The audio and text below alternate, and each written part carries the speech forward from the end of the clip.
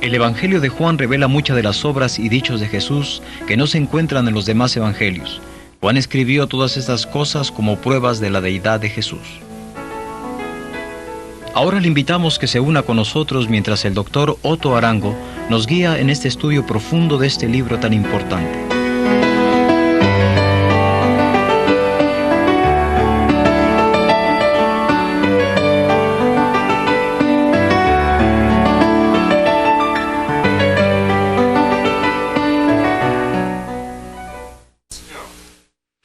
En Juan capítulo 20 encontramos el evento de la resurrección de Jesucristo y el capítulo 21, la conclusión del Evangelio de Juan. En el capítulo 20 encontramos cómo sucedió el evento de la resurrección.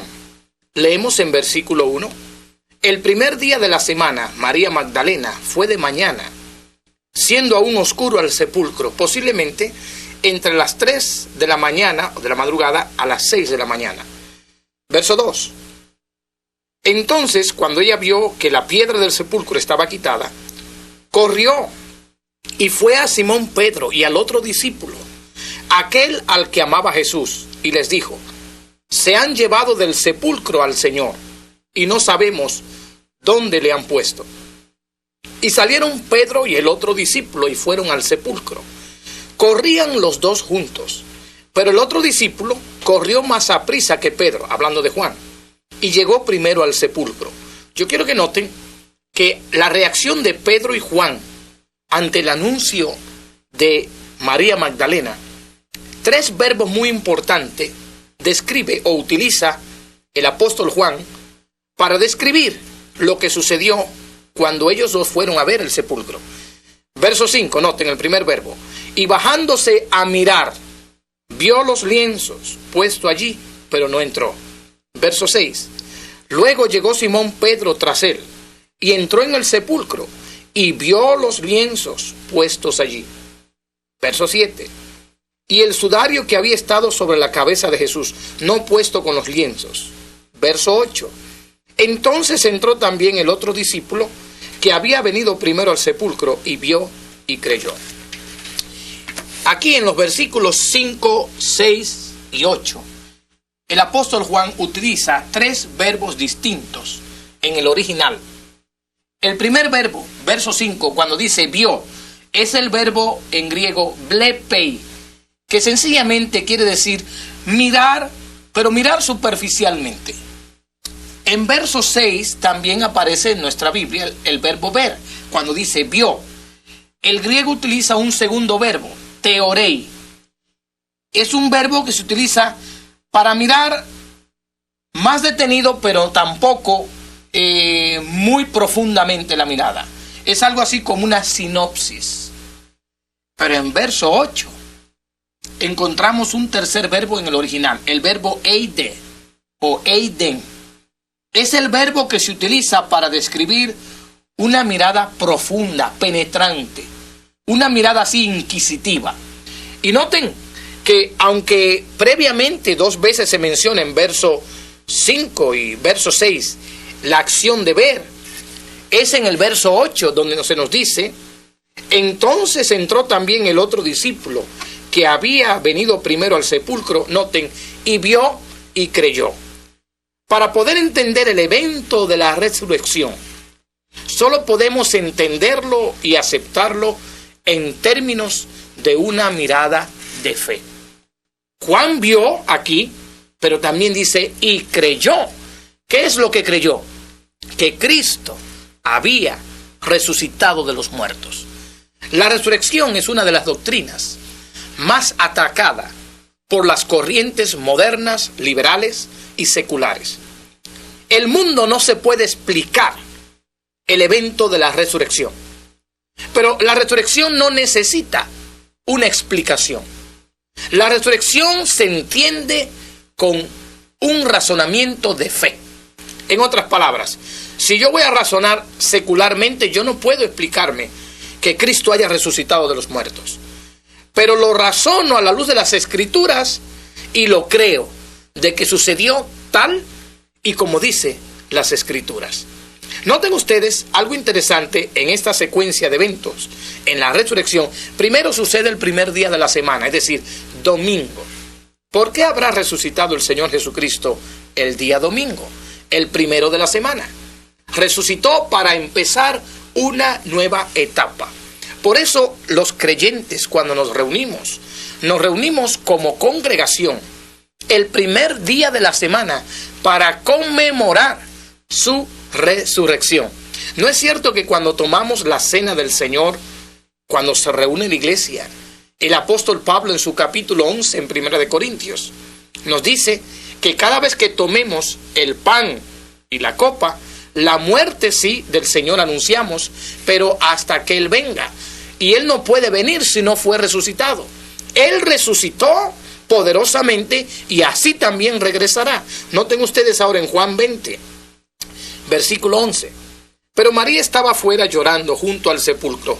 Había una enseñanza en los días de Jesús que los primeros 3 días o 6 días que una persona era puesta en el sepulcro, había la idea o la creencia de que el espíritu de la persona muerta estaba visitando los alrededores de la tumba. Verso 11. María estaba afuera llorando junto al sepulcro, y mientras lloraba, se inclinó para mirar dentro del sepulcro. Verso 12. Y vio a 2 ángeles con vestiduras blancas, que estaban sentados, el uno a la cabecera y el otro a los pies, donde el cuerpo de Jesús había sido puesto. Ahora, los expositores difieren en cuanto a la identidad de estos 2 ángeles con vestiduras blancas.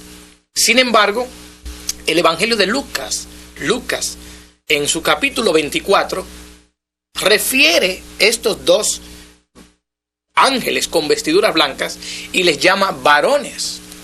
El mismo Lucas, siendo el escritor del libro de los Hechos, en el capítulo 1, cuando Cristo va a ascender al cielo, 2 varones blancos, con vestiduras blancas, si quieren, 2 varones, son los que hablan con los discípulos y le dicen: varones galileos, que estáis mirando al cielo. Es decir, que Lucas refiere a estos ángeles con vestiduras blancas y lo refiere como varones con vestiduras blancas. Pero hay algo más que nos puede ayudar a aclarar la identidad durante la resurrección de Jesús de estos varones blancos. En Mateo capítulo 17, cuando Cristo se transfiguró, notamos que aparecieron con él Moisés y Elías. Y siguiendo la secuencia, lo más probable es que estos hombres con vestiduras blancas fueron también en la cruz, en la resurrección, en la ascensión, Moisés y Elías, dándonos así a entender que la ley y los profetas testifican del evento poderoso de la resurrección de Jesucristo. También en la resurrección, en capítulo 20, notamos una prohibición en verso 15. Jesús le dijo: mujer, ¿por qué lloras? ¿A quién buscas? Ella, pensando que era el hortelano, le dijo: Señor, si tú lo has llevado, dime dónde le has puesto y yo lo llevaré. Jesús le dijo: María. Volviéndose ella le dijo: Raboni, que quiere decir maestro. Jesús le dijo: no me toques, porque aún no he subido a mi Padre, mas ve a mis hermanos y diles. En verso 17 hay una prohibición: no me toques. Sin embargo, en versículo 27, Jesús le dice a Tomás: pon tu mano aquí en mi mano, en mi costado. O sea, ¿cómo es que en un lugar prohíbe que lo toque y en otro lugar ordena que le toque? Posiblemente en la prohibición en verso 17, María se quiso acercar a él en términos humanos, y quizás la prohibición de no me toques pudiera más bien interpretarse que la esfera ahora, la esfera de relación con Jesús no es en términos físicos, sino en términos espirituales. Noten que durante la resurrección, una semana después, los discípulos están discutiendo sobre esto. 3 veces aparece la palabra paz. En capítulo 20, verso 19, paz a vosotros. Verso 21, paz a vosotros. Verso 26, paz a vosotros. El evento de la resurrección, las evidencias, las pruebas, como el apóstol Pablo discute las profundidades teológicas las implicaciones, con todos los detalles teológicos posibles en su primer libro a los Corintios, capítulo 15, donde se dan todas las pruebas y evidencias de la resurrección de Jesús. Es que este evento debe traernos paz. Produce paz porque es la garantía, es la evidencia final de que Cristo es lo que clamó ser. Él resucitó poderosamente. Noten que uno de sus discípulos, controversial, no creía. Noten ustedes, verso 26. Una semana después, estaban otra vez sus discípulos dentro y con ellos Tomás. Llegó Jesús estando las puertas cerradas y se puso en medio y les dijo: paz a vosotros. Luego dijo a Tomás: pon aquí tu dedo y mira mis manos, y acerca tu mano y métela en mi costado, y no seas incrédulo, sino creyente. Entonces Tomás respondió y le dijo: Señor mío y Dios mío. Noten que Tomás confesó a Jesús como su Señor y su Dios. En versos 30 y 31 encontramos la conclusión del Evangelio. Pero en capítulo 21 encontramos nuevamente las mismas palabras de la conclusión. El capítulo 21, si quiere, es un postdata. Yo creo que Juan no quiso dejar omitido, al escribir el capítulo 21, lo que pasó con Pedro y dejarnos a nosotros un cuadro real de la restauración de Pedro. Porque en capítulo 18 y 19 encontramos a Pedro negando 3 veces a Jesús.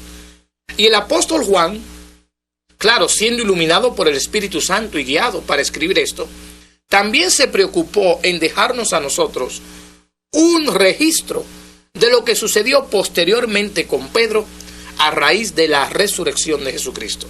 Notamos en el capítulo 21, después de esto, Jesús se manifestó otra vez a sus discípulos junto al mar de Tiberias.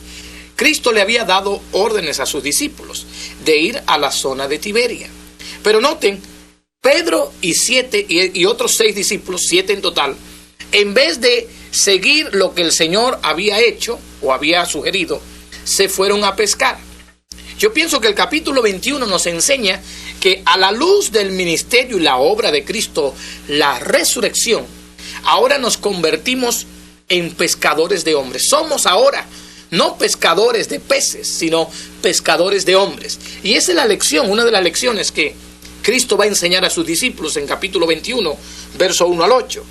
Pedro y los demás se fueron a pescar, pero el Señor no hizo una obra tan maravillosa, ni debió durar 3 años y medio ministrándoles para que ellos ahora se regresen a su ocupación anterior, a pescar y a vivir de los pescados. No, ahora tienen, a la luz de estas verdades profundas, la comisión es ahora ser pescadores de hombres.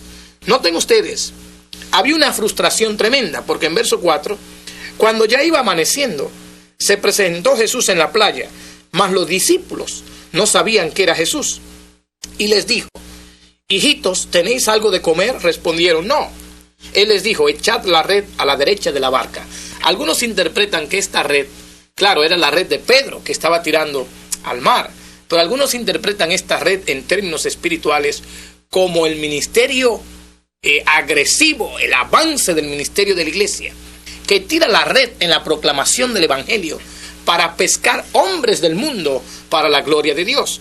Notamos que en versículo 12 fueron 153 peces. Algunos comentaristas piensan que estos 153 peces eran las 153 clases de pescados que habían en el mar. Otros piensan que lo que están diciendo es que en la iglesia hay lugar, a raíz de la predicación del evangelio, para todo tipo de personas, y la red que representa la iglesia no se rompe. La iglesia tiene lugar suficiente para todo tipo de personas por medio de la proclamación del evangelio.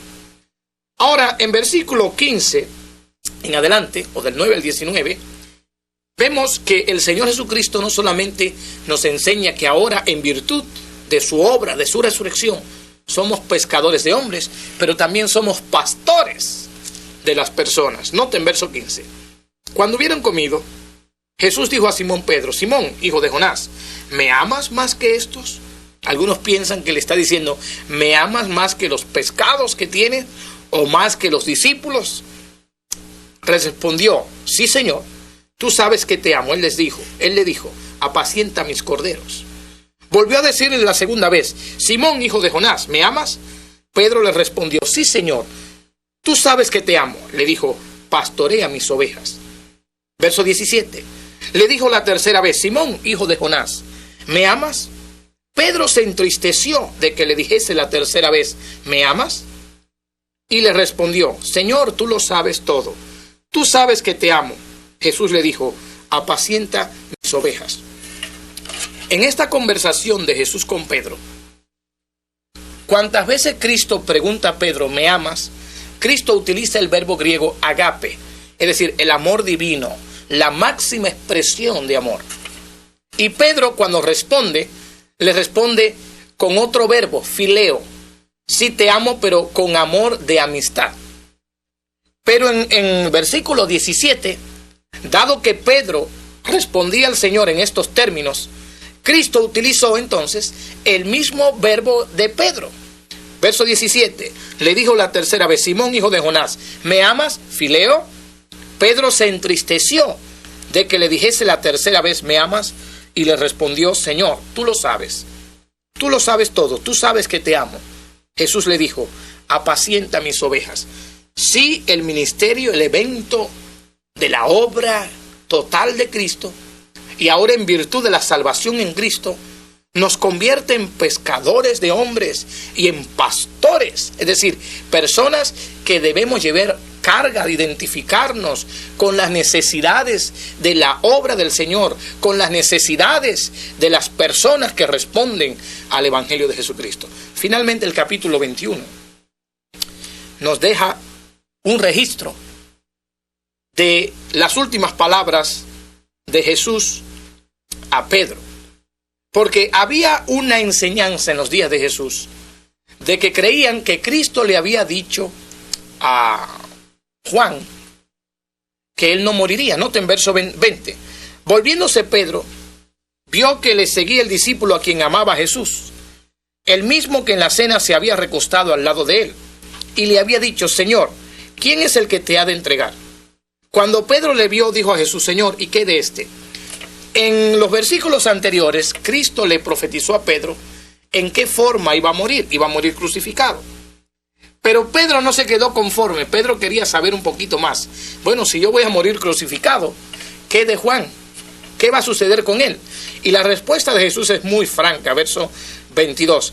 Jesús le dijo: si quiero que él quede hasta que yo venga, ¿qué a ti? En otras palabras, Pedro, si yo te profeticé a ti, ¿cómo vas a morir? No te preocupes cómo va a morir Juan. Tú ocúpate de hacer lo que yo te he dicho. Y a veces esa es la realidad nuestra, muy humana. Siempre queremos actuar o decidir nuestras cosas en función de la vida de otro. Es importante prestar atención a las cosas entre nosotros y el Señor. Y lo que hagamos lo que tenemos que hacer, no porque otro haga o porque otro se le ha sugerido. Debemos hacer las cosas porque el Señor nos ha pedido que la debemos hacer. Ahora, al final del capítulo, verso 24, dice: este es el discípulo que da testimonio de estas cosas y escribió estas cosas, y sabemos que su testimonio es verdadero. Noten la misma conclusión ahora. Y hay también otras muchas cosas que hizo Jesús, las cuales, si se escribieran una por una, pienso que ni aún en el mundo, esa es una hipérbole, claro, un lenguaje hiperbólico, cabrían los libros que se habrían de escribir. Juan dice: realmente el ministerio de Jesús, todo lo que he escrito en este evangelio, nos da las bases, las evidencias de que si tuviéramos que narrar unas por una, escribir unas por una, desde el punto de vista de Juan, creo que no cabrían ni los libros en el mundo sobre el maravilloso ministerio de Jesucristo. En este capítulo 21, Cristo nos enseña que a raíz de la resurrección, el Señor Jesucristo nos convierte en pescadores de hombres, en pastores y también en discípulos del Señor.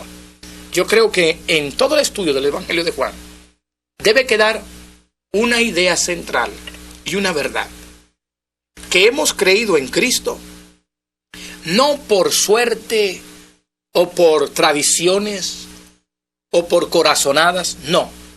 Hemos creído en Cristo como nuestro Salvador porque Él es Dios mismo.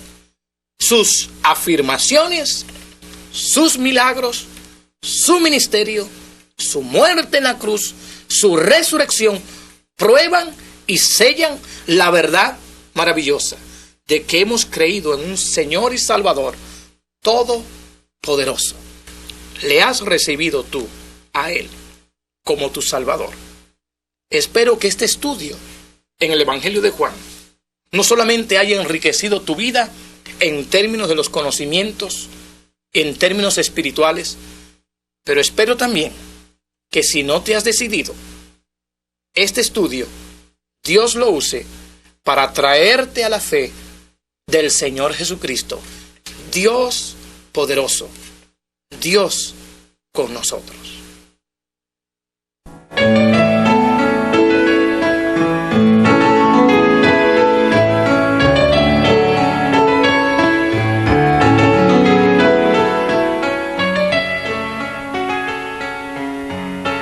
Usted puede continuar este estudio al repasar el cuestionario que se incluye en la guía de estudio. Tome tiempo para estimar la importancia de esta lección.